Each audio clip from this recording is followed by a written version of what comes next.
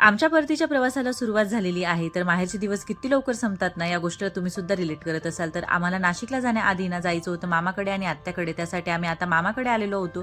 मामीने छान असा स्वयंपाक केलेला होता, छान मस्त डिनर एन्जॉय केला आणि आता आमच्या इथे सगळ्यांच्या गप्पा रंगलेल्या आहेत. तर मम्मीचं मामाचं गाव आहे म्हणून आरुविरू तुम्हाला सुद्धा इंट्रोड्यूस करून देत आहे. तर मामाची मुलं आम्ही सगळे छान गप्पा मारत बसलो होतो आणि आमच्या मुलांचा धिंगाणा बघू शकता तुम्ही इथे.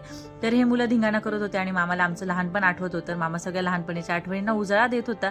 त्यानंतर आम्ही आलो होतो सगळे जेवण वगैरे करून मामाच्या गोडाऊनमध्ये, कारण मामाने घेतलेलं होतं नवीन ट्रॅक्टर, तर ते बघण्यासाठी इकडे आलेलो होतं. त्यानंतर लेट नाईट गप्पा मारून गेलो होतो आम्ही लहान मामाकडे झोपायला. तर हे आहे माझ्या लहान मामाचं घर.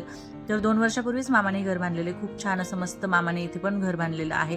तर आजी इथेच राहते आणि ही आहे माझ्या मामाची गल्ली. गल्लीसोबत बऱ्याचशा आठवणी आहेत.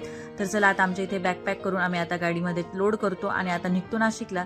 तर आज मम्मीची मावशी सुद्धा आली होती आम्हाला भेटायला, तिचं भेटून वगैरे झालं आणि आता आम्ही निघतो नाशिकला. भेटूया नाशिकच्या व्लॉगमध्ये. आवडला असेल व्लॉग तर लाईक शेअर करा, सबस्क्राईब करा. भेटूया उद्याच्या